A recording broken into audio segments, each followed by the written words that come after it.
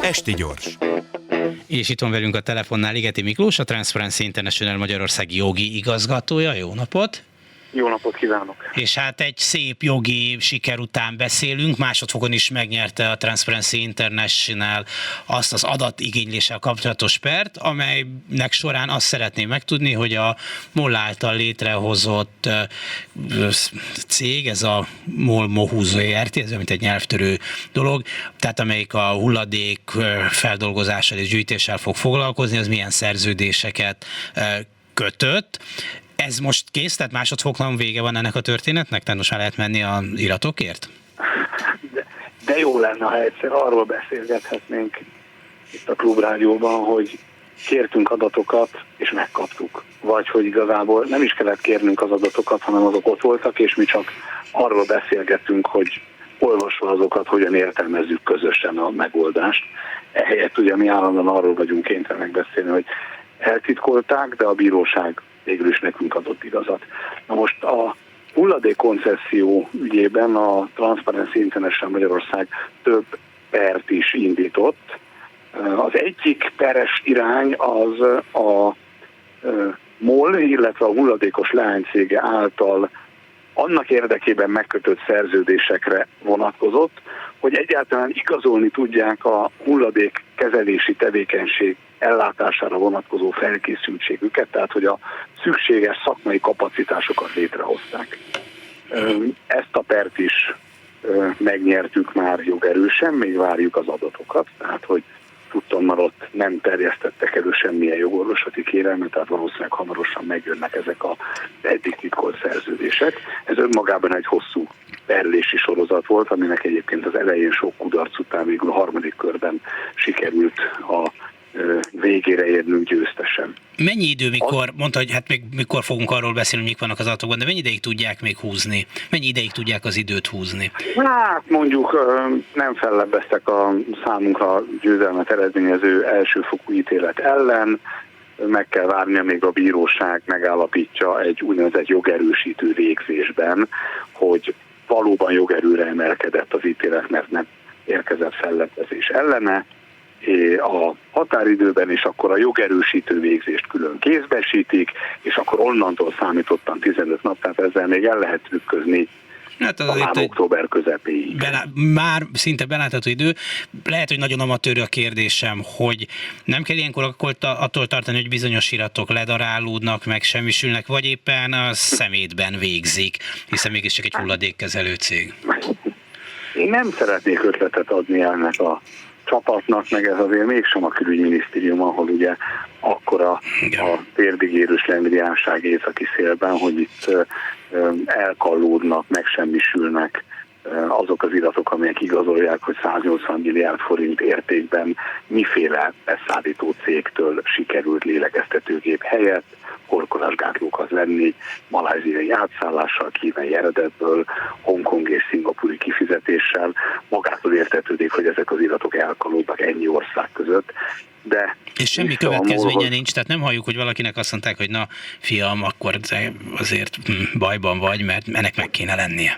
Hát szerintem azt mondták a illetőnek, aki bajban van, hogy mi a fenéért kellett neked a perben elismerned azt a bíróság előtt nyilatkozatban, hogy valaha voltak ezek az iratok, mert ebből következően ki kellett találni egy mesét arra nézve, hogy voltak, de már nincsenek, hát hogy lehet, hogy valami, ami volt, már nincsen, hát úgy, hogy megsemmisítették. De ezek az én gondolataim, csak sajnos nem tudom ezeket további bizonyítékokkal alátámasztani.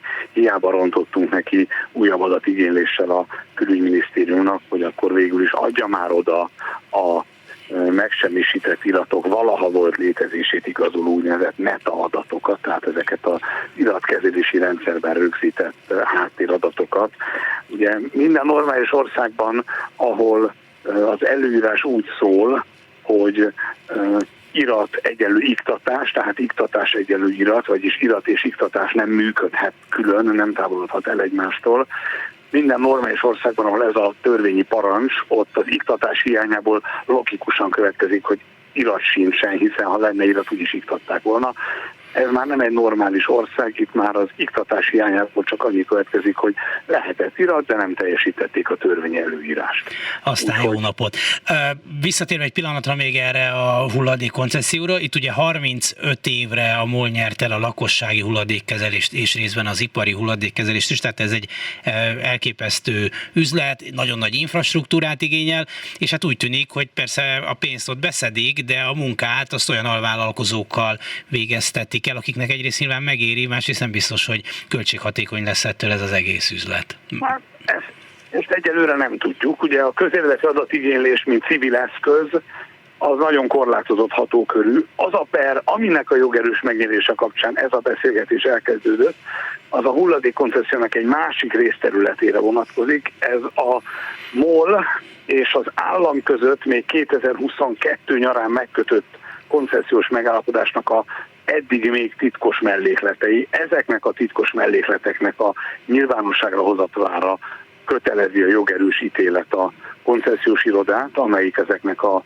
mellékleteknek a birtokában van, és ezekből a most még titkolt mellékletekből derül neki, hogy ugye mi is volt az a győztes ajánlat, amivel a MOL az idegfeszítő és gyomorszaggató egyszemélyes versenyben önmagát teljes egészében legyőzve sikeresen elhozta a 35 éves hulladékkoncesziós trófeát, meg egyébként a tervezett beruházásokat, a költségszámításokkal, azokat a díjmegajánlásokat, tehát azokat a pénzösszegeket, amelyekért az alvállalkozókkal, beszállítókkal szerződni tervezett. Tehát mondjuk az egész hulladék szénának, az egész hulladék keretnek a tartalommal való kitöltése ezekből a mellékletekből derülnek ki, amelyekről a MOL hulladékos leánycége, a MOHU azt állítja, hogy üzleti titok, a bíróság meg a mi érvelésünket elfogadva első és másodszorban egyaránt azt mondta, hogy nem üzleti titok,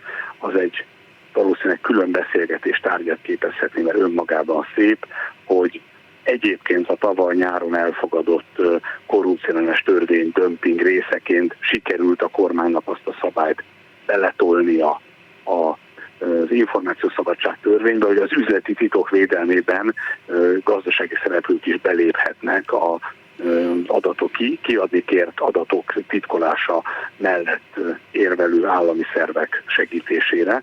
Tehát ennek hiányában a MOL, illetve a MOHU nem is állhatott volna elő ebben a perben semmiféle üzleti titok bizonyítással.